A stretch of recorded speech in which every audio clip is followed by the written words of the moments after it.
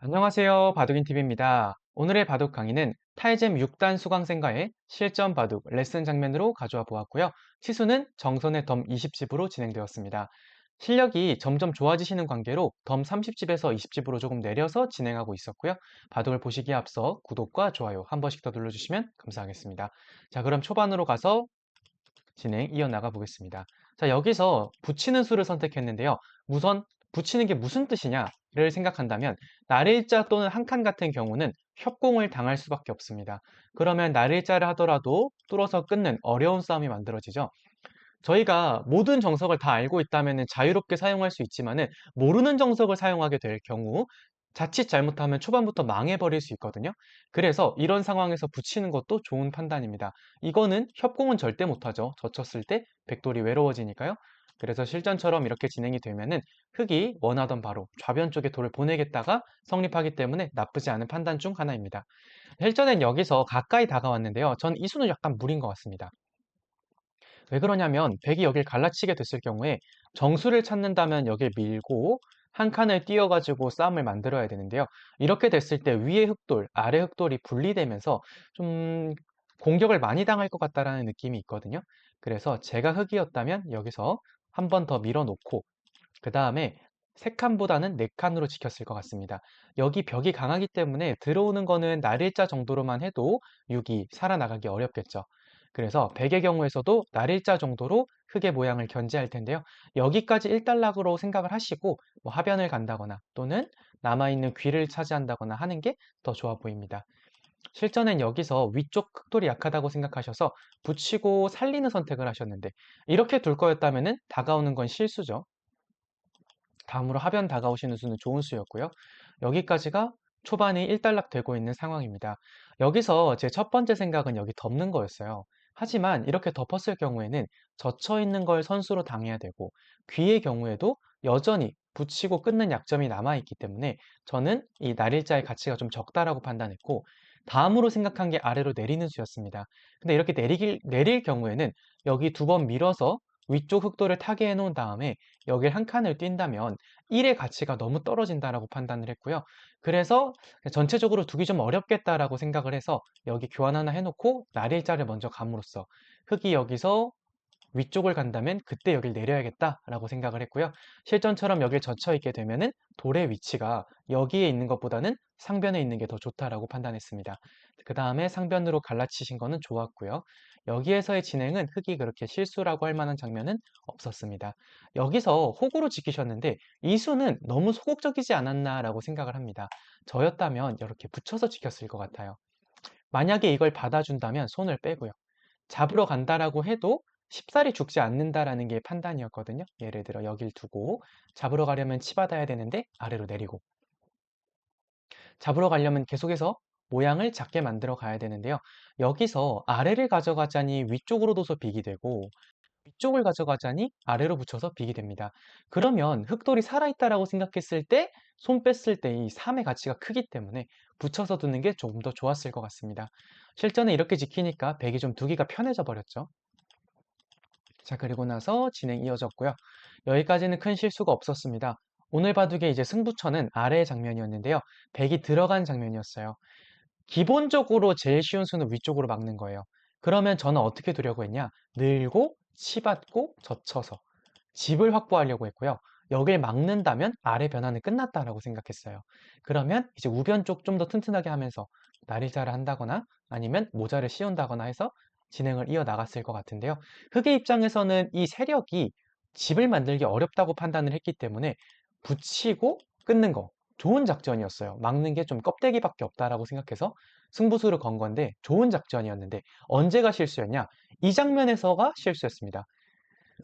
여기서 아래로 단수 치고 호구를 치셨는데 지금 상황에서는 여길 나가야 됩니다. 우선 안쪽으로 치는 건 바깥으로 돌파했을 때 축은 흙이 좋아요. 그렇다면 이쪽으로 단수를 쳐야 된다는 건데요. 나갔을 때가 관건입니다. 자, 여기서 이제 수강생 분께서는 여기 아래로 내리는 게 좀 신경이 쓰이셨다라고 말씀을 해주셨는데 이 수의 경우에는 단수 치고 꼬부리는 수가 남아 있습니다. 여길 연결하자니 아래를 막는 순간 백돌이 다 죽어버리고요. 그렇다고 이쪽을 지키자니 여기 양단수하고 때려 먹게 되면은 하변 전체는 흙을 잡았을지 몰라도 중앙 쪽에 있는 여기 백돌들이 너무 약해지기 때문에 백의 입장에선 이건 리스크가 너무 큽니다. 어차피 지켜야 되는데 중앙으로 나가면 살려야 되고요. 아래에서도 날일자 활용을 당해야 되고 막는 게 선수라면 나중에 또 놓고 따는 것도 있거든요. 그렇기 때문에 지금은 이렇게 중앙 쪽에 힘을 실으는 게 더 좋았을 것 같고요. 만약 여길 나갔다면 백의 입장에서는 단수를 쳤을 거예요. 때린다면 회돌이하고 연결하겠다는 거고요. 흙의 정수는 빠져야 되며 연결할 때 그 다음에 때려야 됩니다. 그러면 여기를 하나 지키는 것까지가 어떻게 보면 하나의 변화도인데요. 이렇게 됐을 경우에는 백이 물론 하변 쪽에서는 가치를 얻었지만 흙도 귀를 선수로 얻었기 때문에 이런 식으로 활용을 한다면 덤이 20집이 있기 때문에 충분히 유리한 바둑이었습니다. 하지만 실전에 이렇게 정리가 되면서 흑이 후수로 여길 정리해버렸어요. 맨 처음 상황에서 백이 들어왔을 때 타개를 하는 건 성공을 했어요. 하지만 후수를 뽑았죠. 그리고 백돌은 엄청 두터워졌기 때문에 여길 들여다보고 날일자를 가는 순간 흑의 입장에서는 차이가 많이 좁혀졌다라고 느끼셨을 것 같습니다. 그리고 이 바둑 경우에 좀 아쉬웠던 부분이 초반에 시간 사용이 너무 많았어요. 그러다 보니까 지금 순간에 이미 초읽기에 돌입했는데 그러다 보니까 시간이 부족해서 실수가 계속 나오게 됩니다. 붙이는 것 같은 경우도 좋은 수인데 지금은 수일기를 해보면 안 되는 수였어요. 그래서 끼워 있고 이렇게 정리가 돼버리니까 아무것도 안 뒀으면은 여긴 백집이라고 볼 수 없는 자리였는데 괜히 둬 가지고 다 백집으로 만들어져 버렸거든요. 그래서 시간 관리도 바둑에서 굉장히 중요한 부분 중 하나입니다. 그렇다면 마지막 순간에 이때 흙은 어떻게 뒀어야 되냐? 흙은 여기서 일단 차이가 많이 좁혀졌기 때문에 어디선가 변수를 만들어내야 돼요.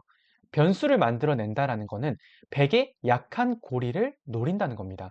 지금 백의 약한 고리는 이쪽이에요. 들여다보고 붙여서 나가는 거. 여기에서 흙이 머리를 내밀게 되면 백돌이 아직 미생이거든요. 그래서 흙의 전략은 무엇이냐? 덮어서 백이 아래로 지키게 만드는 겁니다. 그러면 백이 날일자로 가서 집을 얻은 거 몇 집 정도 벌었을 것 같나요? 한 3집, 4집 벌었을 거예요.